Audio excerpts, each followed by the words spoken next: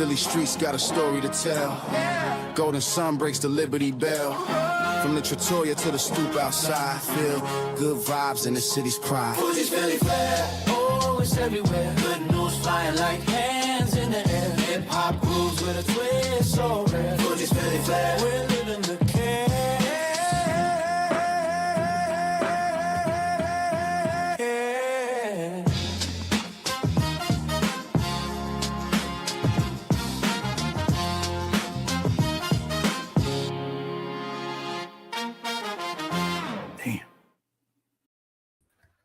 What is up, everybody? Welcome to another episode of Fujis Philly Flair. How's everybody doing tonight? Tonight, I want to welcome Mr. Travis Orndorff, the son of the late legendary WWF superstar, Mr. Wonderful Paul Orndorff. I'd like to first say, Travis, thank you for coming on. For also, happy heavenly birthday to your dad. Yeah, thank you. And we made it. So you know, I'm running late, and you were so accommodating.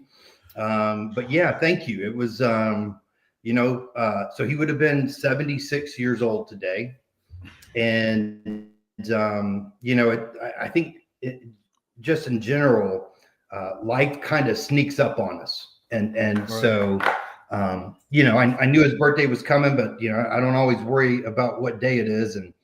It was a moment of reflection this morning of, absence,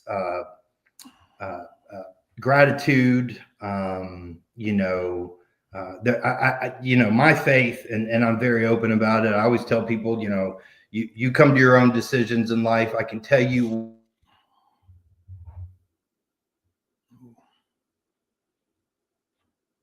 I think your screen was freezing up a little bit.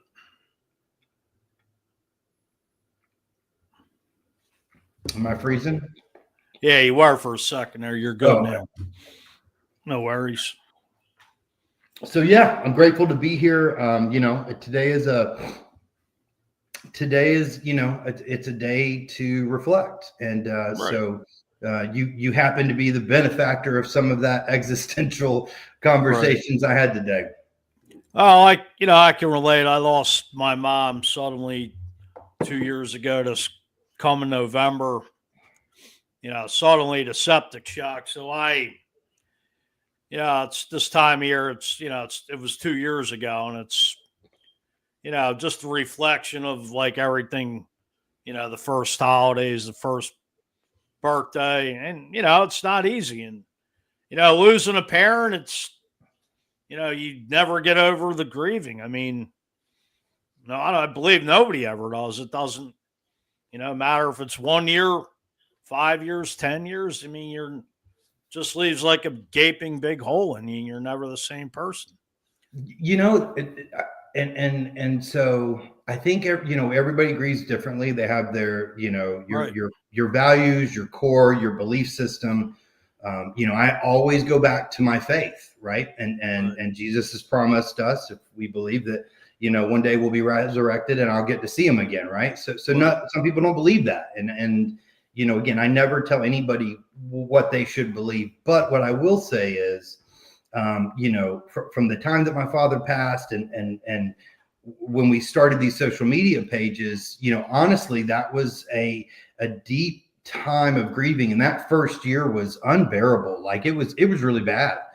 And I'm so grateful for this, I thought I was going to be sending out to the world who my father was, but through that medium and through the fans, I actually finally, for the first time, saw him through your eyes and saw some of these the just life events and stories that people connect to emotionally in their childhood or even as adult.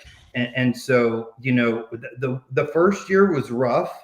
But the thing that really sustained me was all the wonderful, amazing, loving people on social media and wrestling fans around the world that kind of, I always say when I didn't have faith, I borrowed some of yours.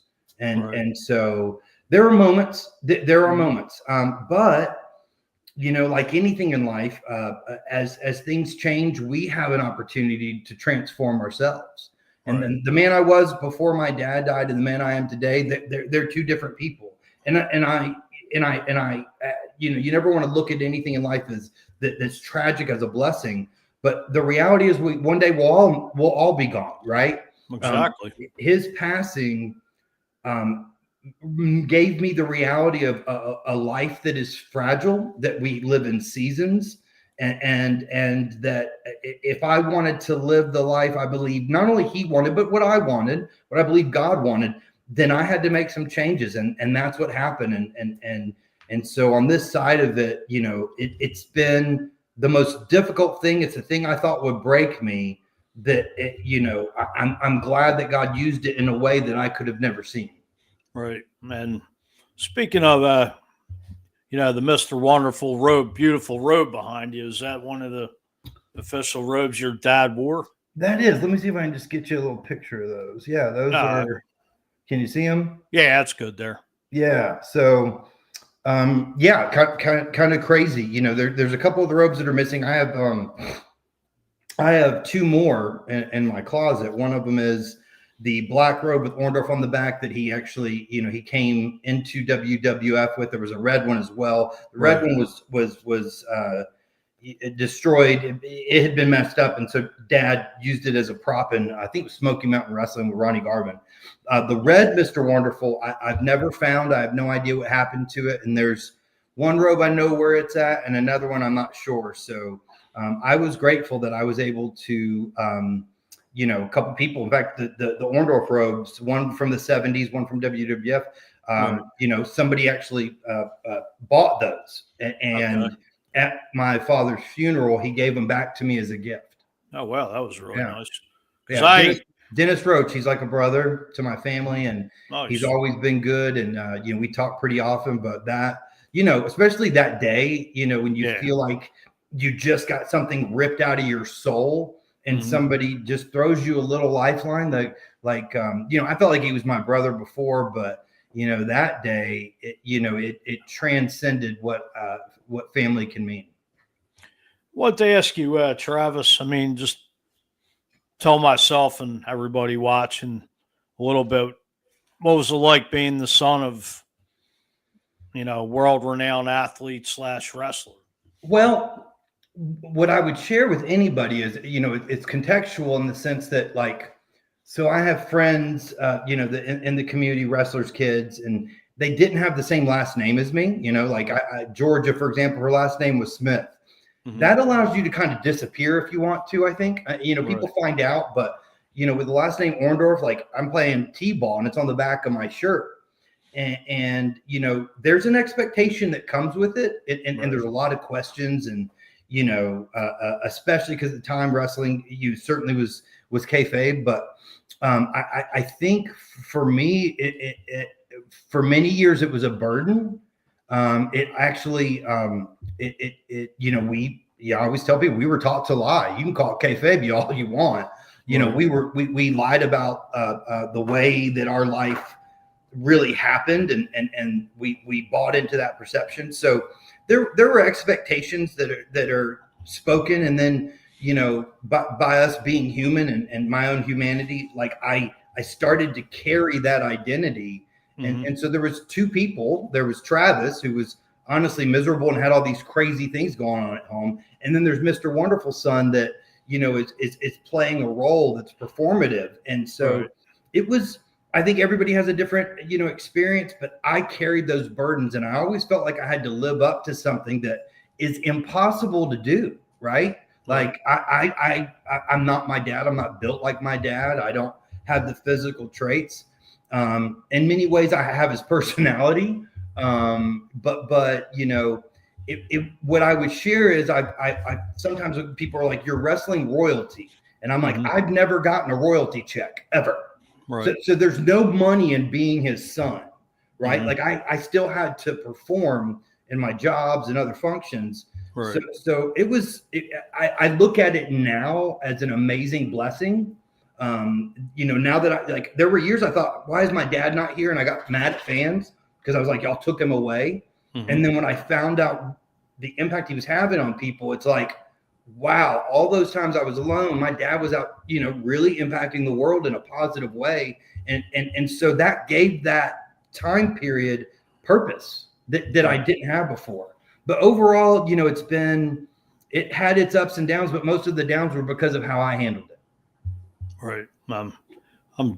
I'm sure, not that I would know, but I mean, just the pressures, like, your dad's Paul Warendorf, and I'm sure you're getting all, people wanting to meet him and autographs and stuff like that. I'm sure you had to deal a lot with that as well. So it's a little unique in the sense that when I would go out of town and I was with him, like that was a little more clear and obvious who I was. Right. So, for example, I actually went to a WWE event at the beginning of the year, and I wore my dad's robe, right? Mm-hmm.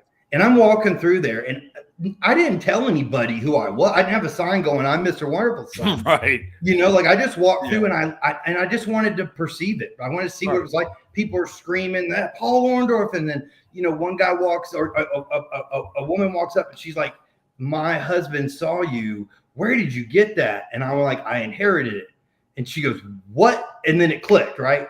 And so like I'm sitting there with them, like out in the, we're taking pictures, and they're freaking out. And a few minutes later, somebody came up and was like, "That he was my favorite wrestler. Where'd you get that?" And I'm like, I inherited it. And they're like, "Oh my gosh!" And then some of these people are like, "I follow you on Twitter or your X or whatever." And right, it's so different when you're out in public and they know who you are. But in my hometown, nobody really cared because they had met him. Now, as I got older, like I went to a small school. Like I graduated from a very small Christian school, and they all knew my dad. They just called him Paul because we went to church together, and they had spent the night at the house. So the glamour and the spotlight is different when you're around your people. And so when I went out to the world, which I did do, is the only way people found out about it is if I brought it up. And, now at the same time, because as I got older, people got more distant from it, didn't know who he was.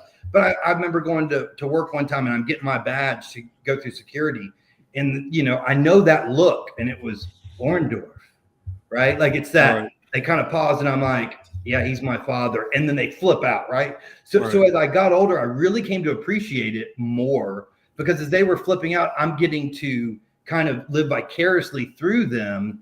And honor the father that I had. Can you talk about your dad's early years growing up in Tampa and when he was drafted in the NFL by the New Orleans Saints? Yeah, so he born in Winchester, Virginia. His father was a butcher. His parents divorced. I don't know exactly when the timeline was that, but they moved down to Brandon, Florida, and Dad grew up extremely poor, like, trailer parks and a lot of chaos. His dad was a drinker. He loved his father. His father loved him. But, what comes with that if you've, taken any time to understand what that looks like. And so at an early age, he was working in a chicken coop and, but he found a gym and somebody mentored him and helped him to learn how to work out. And that's something he found a passion for. I think it also helped him with his anger of the situation he was in. And then, high school, he was a track athlete, a baseball player, a football player. And he actually said his best sport was baseball, but, football had a lot more glamour and accessibility down in South Florida. Not to say that baseball didn't, but it just, I think it had a different aura around it. He had a couple of track records for a long time. And then, my mom got pregnant. And so, my dad graduated from high school with being a father. And so he stayed close. He lived with my grandparents, my mom's mom and dad, my grandparents, and went to the University of Tampa. Was very successful there. That team was actually had some pretty interesting games. In fact, his last game was against Kent State, and Gary Pinkel and Nick Saban were on that team that my dad played against. So Oh wow. it's funny how these circles happen. But he quit school, college.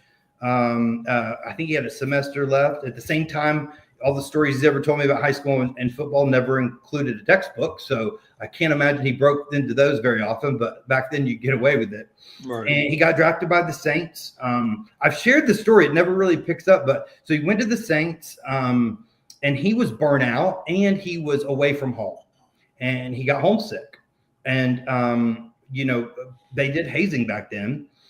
And so in order for him to get his lunch, he had to go in front of the team and perform "I'm a Little Teapot" and sing that before, what I'm saying? Right. Everybody hears that. Like initiation. Yeah, like hazing, right? Mm-hmm. He did not like being embarrassed. And so for him, he was already homesick. That was happening. He just left. I think I've heard the report, he didn't pass the physical. And I'm like, yeah, he didn't show up to it, right? He just dipped. And so, he went back. My grandfather worked for MetLife.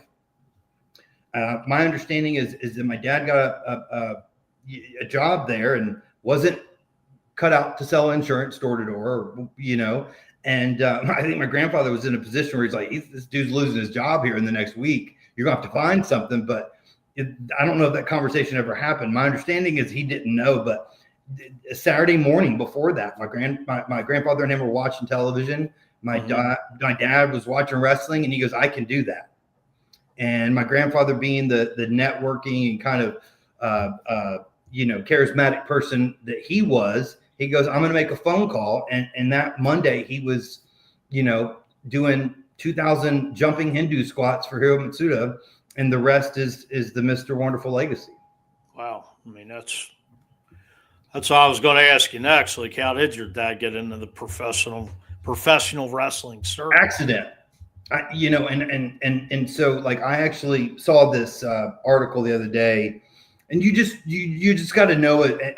And this happened recently to another wrestler that, they were telling people what was happening health-wise. And so it gets announced on social media. And I knew about it 3 days before people started posting. Right. And because I got a message and I just chose not to post it. I just didn't say anything because as the children or family members of somebody you adore as a parent or, a son or whatever, you kind of want people to know the truth. You don't care if they know, but you do get tired of the misinformation or people talking. I remember this one guy was talking about my dad died because of a drug addict. And I'm like, you are nuts. My dad didn't even take Tylenol, even after his pain, and they gave him the pain medication, he hated it. So he wouldn't take it. But that can be a frustrating thing for people to come up with their own story about what's going on in your life. And so I'm reading this post, and they're saying that, that my dad blamed the WWF for his head injuries and all those things. I'm like, yeah, he said that's when it happened. He didn't blame them. However, he did join the lawsuit, which I disagreed with. So they were saying yeah, that caused my dad's dementia. And people were saying, no, he died from cancer. I'm like, no, he didn't. He had survived stage 4 cancer 10 years earlier. And, so there's so many things out there. Sometimes you just want to kind of shake people and go, I need you to do some critical thinking. Maybe ask the person that lived with him what happened. And I've been open to share that. Can you get into the whole experience about your dad? What angle came about him teaming with Roddy Piper versus Hulk Hogan and Mr. T in WrestleMania? So the backstory of that is, he went through territories like everybody else did, right? And he almost got fired, and Bill Watts kind of gave him an ultimatum and said, if you don't show me something tonight, then you don't have a job next week. And that was, my dad did not do anything else at that point. Wrestling, he didn't choose wrestling chose him. And you don't go into it by accident, right? So that night, and I talked to Jerry Jarrett about it before he passed. Dad turned into the Brandon Bull, and what you saw play out throughout his career, that intensity and emotion, that was built that night, because Dad was still a little reserved. He was an introvert in many ways, and so from there the Brandon Bull was born, and his wrestling style, which I still think is I saw some of it in the Attitude Era, but it's hard to replicate the speed and agility that he had as a man that was so well built. But went through the territories, and Vince McMahon Sr. tried to call him up. And Dad, so the New York territory, that was always the top territory, as I understand it, or it was during that period. And he said no, he didn't feel like he was ready. And then a year passed, and he left, and he went to the WWF, and Dad had kind of gone between babyface and heel during periods. And I think Vince, first of all, he took the biggest gamble that's ever happened in sports, just about, by doing WrestleMania 1 on closed circuit television, a platform that had never existed before, right? And there were like 19,000 people at Madison Square Garden with Muhammad Ali, Cyndi Lauper, Mr. T, Liberace, he biggest brought names. Yeah, and now, and then we know Don King and how he turned that into a show. Like, that started with Vince. But I think Vince understood what he had, and Roddy was, without question, the best talker ever. None of that was scripted back then. That was all off the top of their head and probably drug induced, right? So Dad and him together, with Dad's style, and kind of the elegance is the way he treated his body and all that. Like, they were just a perfect pairing. Now, the irony is, if you think about this, they paired those two together, but they didn't have anybody to pair with Hulk Hogan. Right. And I think it's because, God bless him, and God rest his soul, while he was a phenomenal and charismatic individual, having somebody that can play into that, you got to have the right person. So my dad with Roddy made sense. Who makes sense with Hogan? Mr. T was a little subdued, but had a lot of credibility. He had been a bouncer, right? Like, it wasn't just the A-team. And so it was a confluence of timing and everything, and the right personalities. Dad used to say, he had the right horses. He knew that they were going to win the race. And so that comes together, and Alpha and Sika actually came up with Mr. Wonderful. Roddy is always credited because of the television show, but that was already in the works as they were playing into each of their unique strengths. Because Hulk Hogan wasn't Hulk Hogan before WWF. He was Terry Bollea, and he had a couple other names of fun. What was it? Terry Boulder.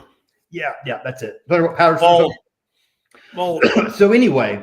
Vince understood what he had. He took a gamble. If WrestleMania doesn't pay off, the WWF doesn't exist today, or not in that format. And it was the rest is history. They gave entertainment something that I don't think had ever been seen before. It's like the first time you see the circus. It's never as good after that.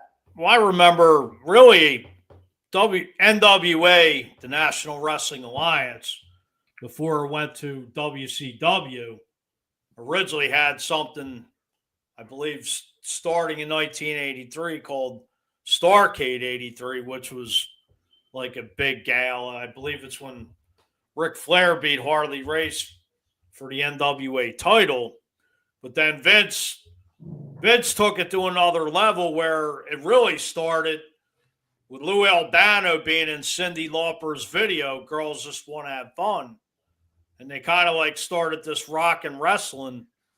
And Cyndi Lauper and Lou Albano ended up being in Piper's Pit with Roddy, and it just kind of got heated because Lou Albano was trying to take the credit for Cyndi Lauper's career, and I think they just staged it. And if you remember, Hulk Hogan and Mr. T were in Rocky III, where Sylvester Stallone sent a telegram back then to Hulk Hogan, and apparently Hulk Hogan said that he didn't take it seriously, that Sylvester Stallone wanted to talk to him about being in Rocky 3. And well, my dad was supposed to be in Rambo 2 and even Really? auditioned for Rocky 4. So oh what well. I would tell you is Vince had a vision. hmm Some of that was, yes, it was done off the cuff, like, right. Right. But his idea before, even letting Lou Albano be involved in those things, like he Right. was trying to merge New York, Madison Square Garden with wrestling. He understood the value of becoming a national brand. And while NWA and I think, diehard wrestling fans watch that. Right. But with WrestleMania, the world did. Oh yeah, big time. And people always say your dad should have had a belt. And I'm like, listen, back then news didn't travel like it does today. Like they would film a show on one day and California doesn't see it for 3 weeks. Right. You can't just change titles. It takes time to transition. And honestly, you had the Reagan administration. Hulk Hogan was, the real American, although that was my dad's song, if you really want to know the truth about that. I was going to ask you about that because I remember, I've seen a lot of your dad's videos, and he was at a time he was coming out the real American. Yeah. He was doing, the whole thing, like the year cup and all that. Yeah. Saying it was originally wrote for him. As opposed to Hulk Hogan. Here's the beauty of it back then and in comparison to, and I'm not dismissing the value of the product they provide today. It's just different, right? So a lot of that was trial and error, right? They didn't, but the way those guys were trained, what they went through, there was no like training school like we see today and you move to NXT. Like it's just different, right? These guys hit the road hardcore and they weeded each other out and then came and, JYD was tops in Mid-South. Like these guys became the top in their territory before they made it to the next step. It was like a minor league, right? And so I think what you saw happen was they had honed their craft. When you watch matches on video, my dad always said, you're wrestling for the person at the top of the arena or at the back of the arena, like, because they can't see what you had to make it big, right? You didn't have these tight TV spots back then, right? Things were just so different. And I think what you got to see was true, like this was their personality, but amplified, right? Like Ric Flair acts like Ric Flair, right? Like, to this day, now the weird part for me, and I say this with all due respect to all of them, what I have identified in my own life is that a lot of these wrestlers, they become their gimmick and they really don't have an identity outside of it.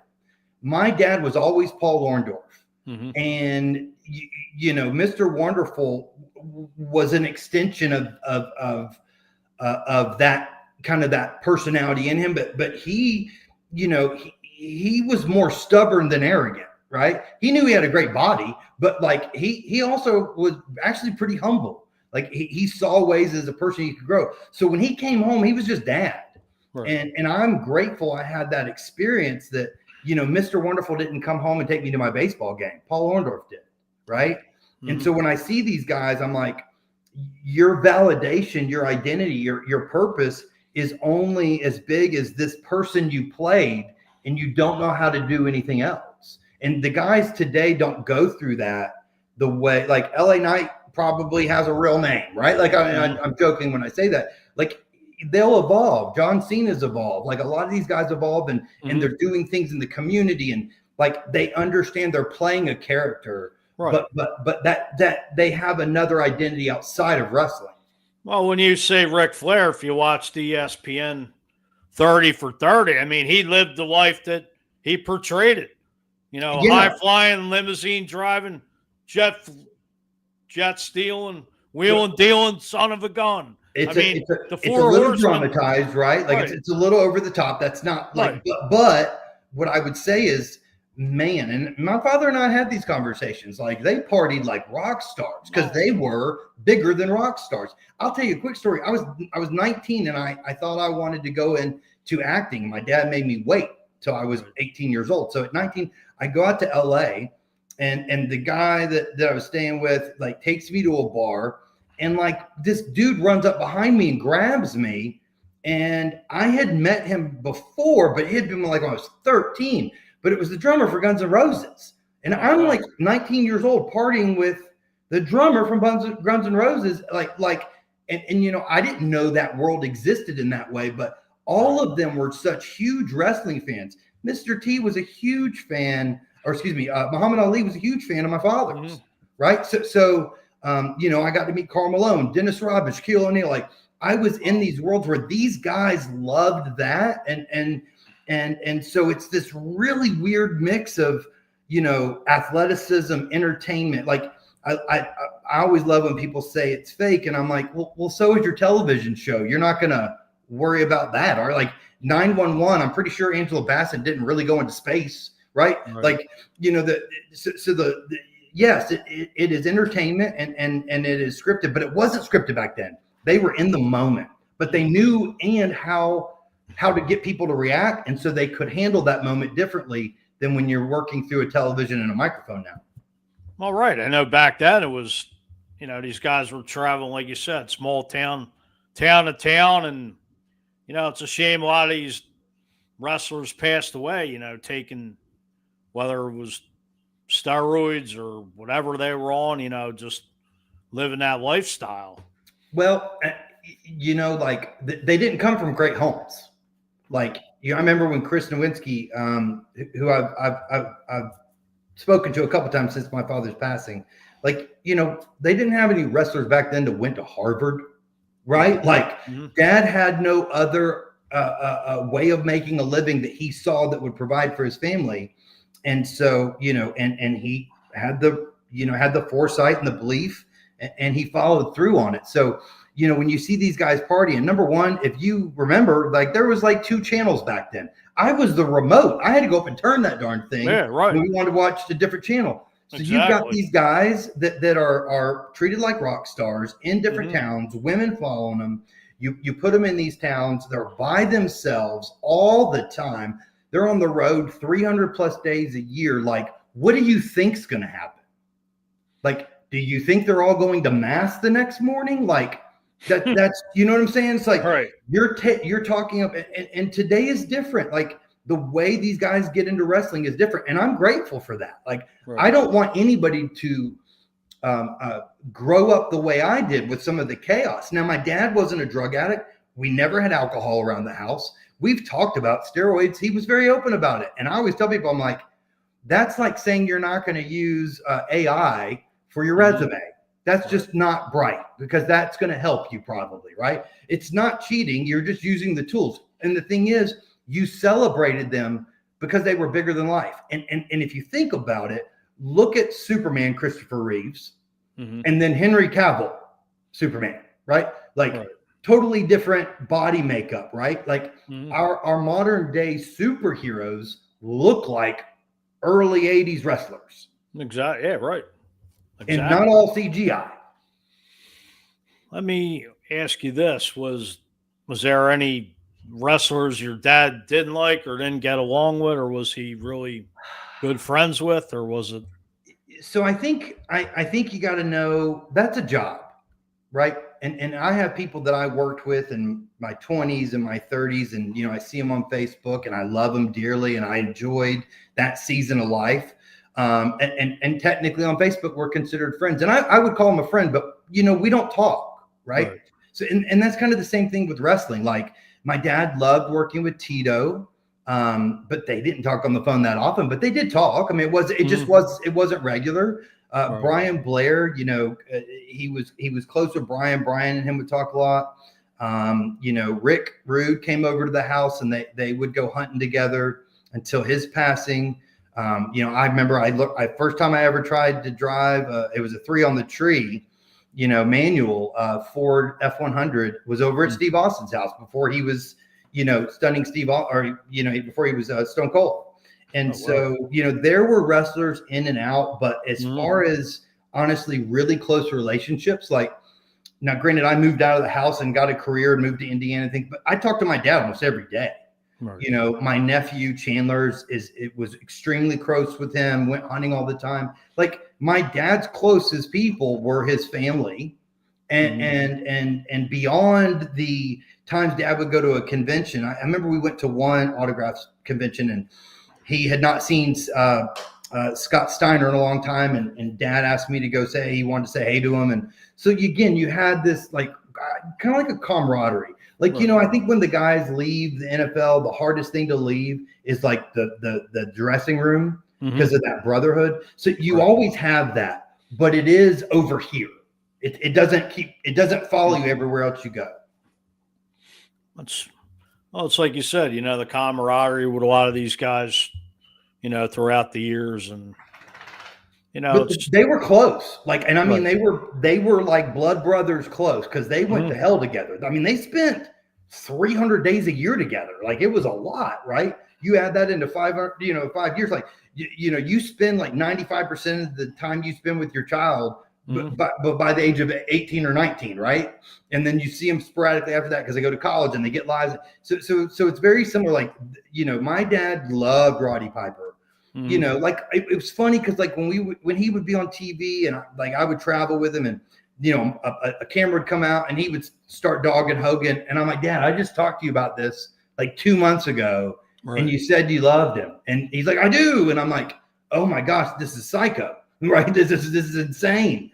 So I'm grateful that we've been able to kind of capture all of these candid videos of my dad in retirement talking about a lot of these guys and bringing that emotion to the table. I remember he cried when Roddy Piper died. I remember he cried when my grandfather, Ross Maxwell, died. And that had been like the first time I had seen him sob. And then when Rick Rude died, I saw it again. And those were just different kind of hearts that were broken, right? So my dad got softer as he got older, as most people do. But I remember seeing a video how much he's like, Terry, I know I didn't always tell you this, but I loved working with you. And so you had to know, and I did. You had to know when Paul Orndorff was talking, my dad was talking, and when Mr. Wonderful was on camera. Right. I'll give you a great example that's short. At the WWE Hall of Fame, I went out to LA with him, and this is before his speech.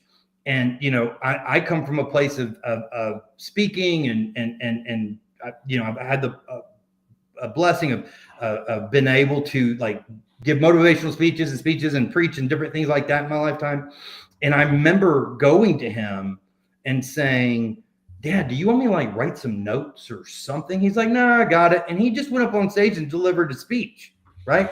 Like off the top of his head. Like it was always him. It was just a different version of him. Right. Well, before you brought that up, I was actually going to ask you about his his induction in the WWE Hall of Fame. Which part? I believe it was 2000. No, I mean, what part did you want to know something else? Oh, no, just to touch on back in 2005. It was funny, there's the other story, like, he was irritated by the way they did the production. It wasn't what kind of they had, stated.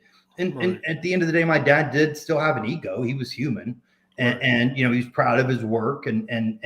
So after that, we would go back to the hotel room, and at the time I was drinking. So I was out hanging out with wrestlers, and he had gone back to the room. And then that night, the next morning, we were flying out, and I've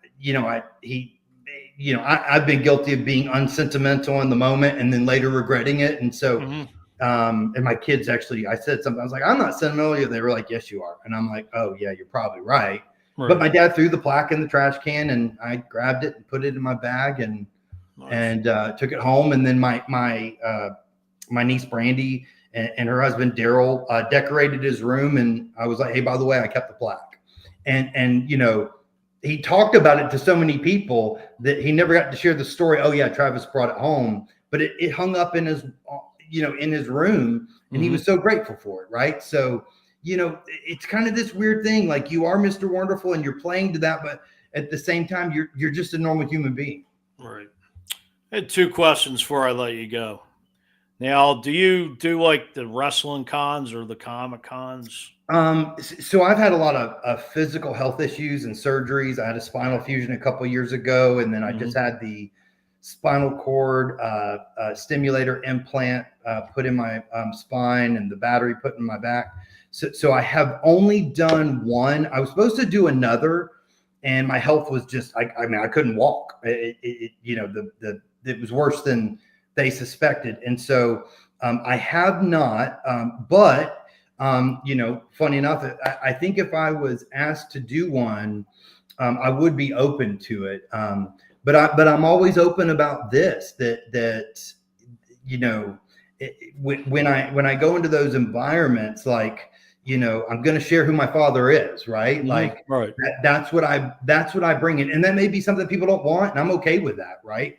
But for me, his life, his story, I'm getting the opportunity to tell that story, and I'm grateful for that. And so, he's been gone for a long time. I think fans, I'm 47. You said you were 53. Like the age of fans that are going to conventions is a little bit younger, and they don't really know my dad, and that's okay, as well. Everything's for a season, but it's not something I would be opposed to. I have actually a couple opportunities to, on the calendar to speak at some conventions next year. I haven't solidified those, but I'm always open to any opportunity to, one, share my father, who I just adored and loved unconditionally, and then also to share our faith and what the values and things that he taught me to believe that honestly I didn't live out prior to his passing. But it was a vow I made to him before he passed. Have you ever considered maybe writing a book or anything? So yeah, I have.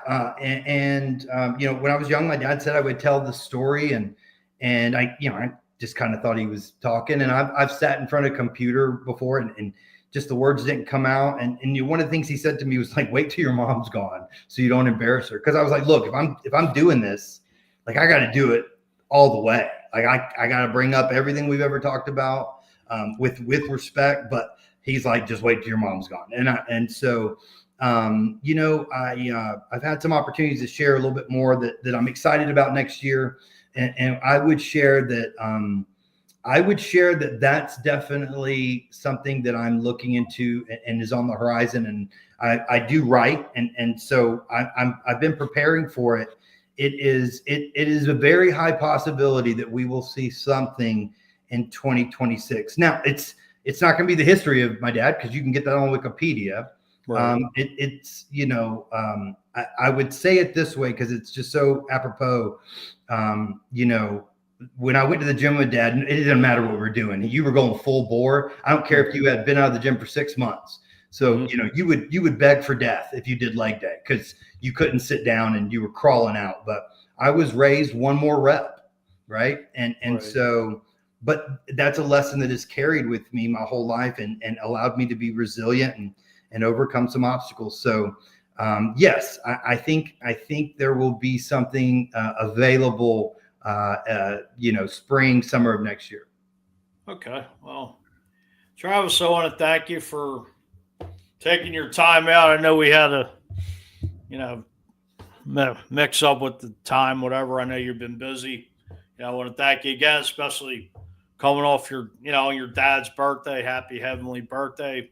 Like I said, I was a huge wrestling fan growing up, and I wouldn't take nothing over 80s, 90s wrestling for whatever it is today. And it's not a shot against these young bucks, but no. But here's what I would share about that: when you were growing up, your dad wouldn't have taken anything but his 60s and 70s wrestling and his 60s and 70s music. Like those emotional connections from your childhood, nothing can replicate them. Not at all. So I had the opportunity at a WWE event, and I'm looking around, and by the way, the women's wrestling has grown. Just is amazing, and versus what I remember. So I might take 80s, 90s men wrestling, but I'm taking 2010 to 25 women's right? Like, Right.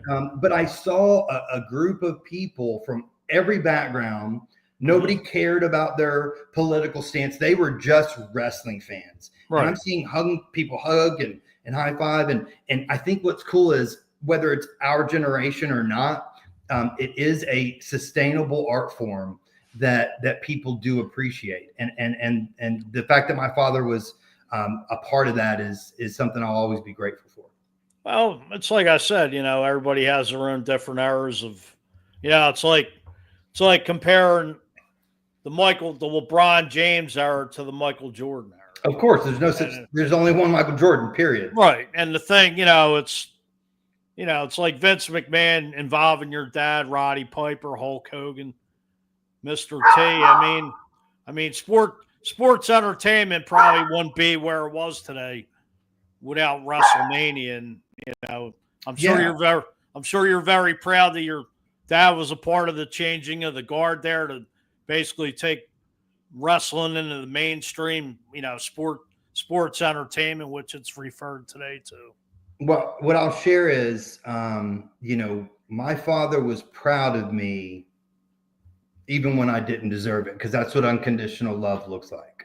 Right. I could count on one hand how many times I've watched wrestling in my lifetime. Oh, I never cared that he was Mr. Wonderful. He was a wonderful father that in my mind happened to wrestle. And I'm glad that, you got his body, I got his heart. And I'll always be grateful for that. Well, another thing is too, just like what you experienced Paul Werndorf coming home to you, not Mr. Wonderful. I'm not taking a shot at like a lot of other wrestlers, but you see, like I think it's Dark Side of the Ring, like the stories, like you said, back in those days, a lot of the guys were on the road with each other, going from town to town partying, and they didn't see their father for, like you said, 300 plus days a year. Well, let me just tag to that just because I had an amazing father doesn't mean there wasn't a dark side. Right. And those stories, those things that happened, that transpired when I had to basically break him out of the hospital during COVID, like there's a dark side to all of this. My father raised me to handle it and do it different, but I had my demons. I struggled, after losing the use of my arm, and there was a dark period for me, but there was absolutely a dark side to my dad's story. And what I'll say is that side of the story is something that will come to light here very soon. Okay. But Mm-hmm. the end of that story is one of hope and faith and love.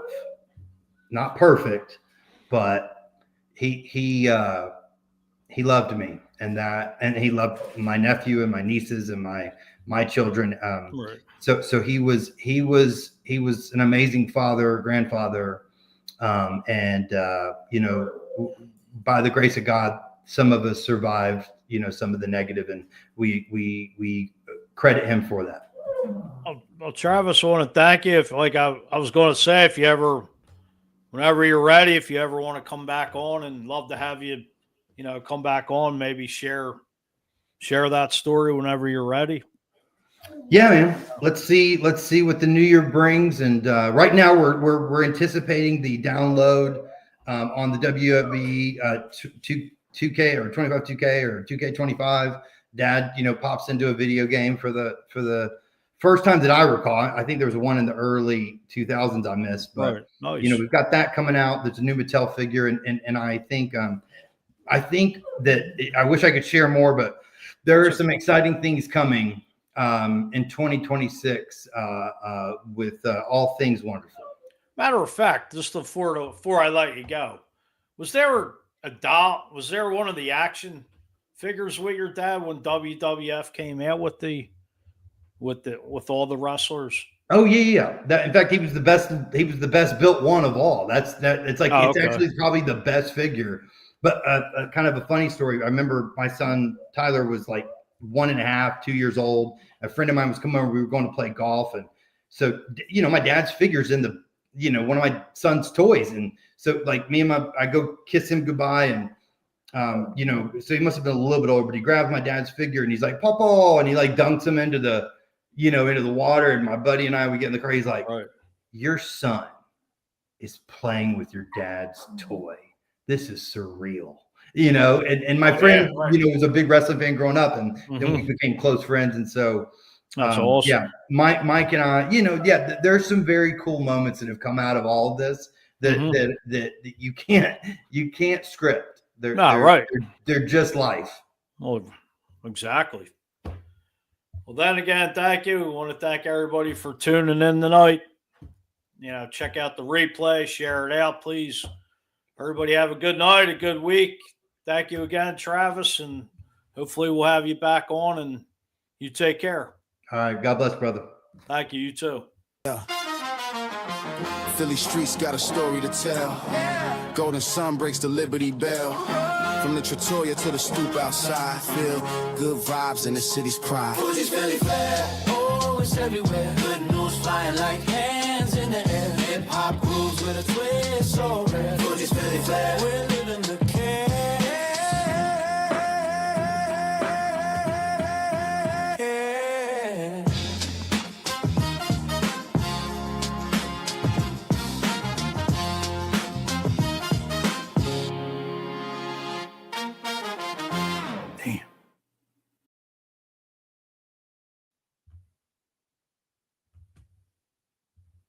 Try and end this show.